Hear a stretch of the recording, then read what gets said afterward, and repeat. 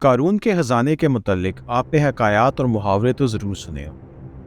یہ وہی قارون ہے جس کا ذکر اللہ تعالیٰ نے قرآن مجید میں نشان عبرت کے طور پر کیا ہے۔ قارون کا قصہ اسرائیلی اور اسلامی دونوں طرح کی روایتوں میں ملتا ہے۔ یہ بنی اسرائیل کا وہی امیر ترین شخص تھا جس کے خزانے کی کنجیاں 300 اونٹوں پر لادی جاتی تھی اور ہر کنجی چمڑے کی ہوتی تھی اور ایک خزانے کی چابی ہوتی۔ تاریخ میں اتنی ثروت اور دولت اور کسی کو عطا نہیں کی گئی۔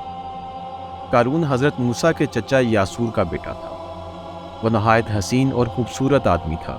یہی وجہ تھی کہ بنی اسرائیل اور کپٹی لوگ اس کو منور کہا کرتے تھے۔ قارون کا جوانی میں اپنی قوم میں نہایت با اخلاق اور نیک افراد میں شمار کیا جاتا تھا۔ نیز وہ تورات کا بہت بڑا عالم بھی تھا، کیونکہ اس کی پرورش حضرت موسیٰ کے سایہ عاطفت میں ہوئی، اس لیے وہ کتاب کا علم بھی رکھتا تھا اور اچھی آواز کا مالک بھی تھا۔ وہ تورات کی بہت خوبصورت آواز میں تلاوت کرتا تھا۔ یہی وجہ تھی کہ لوگ اس کا بہت ادب و احترام کرتے تھے۔ قارون ابتدا میں حضرت موسیٰ پر ایمان لے آیا۔ جب بنی اسرائیل کو کپتیوں کی غلامی سے نجات ملی تو وہ ان کے ساتھ مصر چھوڑ کر سرزمین موعود کی طرف ہجرت کر گیا۔ وہاں اس کے حالات ایک دم بدل گئے اور اس کے ہاتھ بے شمار دولت آئی۔ دیکھتے ہی دیکھتے وہ اپنی قوم کا امیر ترین شخص بن گیا، جس کا ذکر اللہ تعالیٰ نے قرآن مجید میں کچھ یوں کیا: بے شک قارون موسیٰ کی قوم میں سے تھا، پھر اس نے قوم پر زیادتی کی اور ہم نے اس کو اتنے خزانے دیے جن کی کنجیاں اٹھانا ایک طاقتور جماعت پر بھاری تھی۔ ایک جگہ فرمایا: جب اس سے اس کی قوم نے کہا اتراؤ نہیں، بے شک اللہ اترانے والوں کو پسند نہیں کرتا، اور جو مال تجھے اللہ نے دیا ہے اس کے ذریعے آخرت میں گھر طلب کر، دنیا میں اپنا حصہ نہ بھول، اور احسان کر جیسا اللہ نے تجھ پر احسان کیا، اور زمین میں فساد نہ کر، بے شک اللہ فساد کرنے والوں کو پسند نہیں کرتا۔ جب زکوٰۃ کا حکم نازل ہوا تو حضرت موسیٰ نے اس سے وعدہ لیا، تو اس نے وعدہ کیا کہ اپنے مال کا 1000واں حصہ زکوٰۃ نکالے۔ جب اس نے اپنے مال کا حساب لگایا تو ایک بہت بڑی رقم زکوٰۃ کے لیے نکلی، لہٰذا اس کے دل میں حرص اور لالچ پیدا ہو، وہ زکوٰۃ کا منکر ہو گیا۔ اس نے ایک گندی چال چلی۔ اس نے بنی اسرائیل میں سے ایک گروہ کو جو اس کا حمایتی تھا جمع کیا اور کہا: اے بنی اسرائیل، موسیٰ نے ہمیں بہت سارے امور کا حکم دیا جس پر تم نے اس کی پیروی کی، اب وہ تم سے تمہارا مال بھی لینا چاہتا ہے۔ ایک فاحشہ عورت کو لے کر آؤ تاکہ اسے کچھ پیسے دے کر موسیٰ کو بدکار ثابت کیا جا سکے۔ قارون نے اپنی قوم کے لوگوں کو جمع کیا اور حضرت موسیٰ سے سوال کیا: زنا کی کیا سزا ہے؟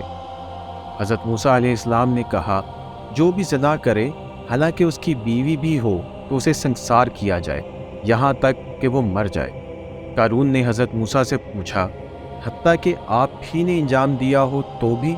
تو حضرت موسیٰ نے کہا: حتیٰ کہ اس کام کو میں بھی انجام دوں تو بھی یہی حکم ہے۔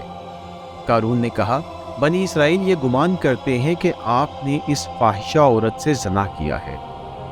حضرت موسیٰ علیہ السلام نے فرمایا کہ اس عورت کو میرے سامنے لاؤ۔ لہٰذا وہ عورت بلائی گئی تو آپ نے فرمایا: اے عورت، اللہ کی قسم جس نے بنی اسرائیل کے لیے اس دریا کو پھاڑ دیا اور عافیت اور سلامتی کے لیے دریا کو پار کروا کر فرعون سے نجات دی، سچ کہہ دے کہ واقعہ کیا ہے۔ حضرت موسیٰ کے جلال سے عورت سہم کر کانپنے لگی اور اس نے مجمع عام میں صاف صاف کہہ دیا کہ اے اللہ کے نبی، مجھ کو قارون نے کثیر دولت دے کر آپ پر بہتان لگانے کے لیے آمادہ کیا ہے۔ اس وقت حضرت موسیٰ آپ دیدہ ہو کر سجدہ شکر میں گر پڑے اور بحالت سجدہ آپ نے دعا مانگی کہ یا اللہ، قارون پر اپنا قہر و غضب نازل فرما دے۔ لہٰذا وہ تمام لوگ جو قارون کے ساتھ تھے وہ اس سے جدا ہو گئے۔ موسیٰ علیہ السلام نے اللہ کے اذن سے زمین کو حکم دیا تو زمین پھٹ پڑی اور قارون اور اس کے پیروکار اس میں دھنسنے لگے، اور دیکھتے ہی دیکھتے قارون، اس کا مکان اور اس کا خزانہ سب اس زمین میں دھنس گئے۔ جب یہ زمین میں نابود ہو گئے تو زمین کا شگاف دوبارہ بند ہو گیا۔ قارون کی اس دولت کے متعلق بہت سی تاریخی حکایات نقل کی گئیں، اور تا قیامت قارون اور اس کا خزانہ تمام انسانیت کے لیے نشان عبرت بنا رہے گا۔ ایسی مزید ویڈیوز دیکھنے کے لیے گلوبل ٹائمز پاکستان کو سبسکرائب کرنا مت بھولیے گا۔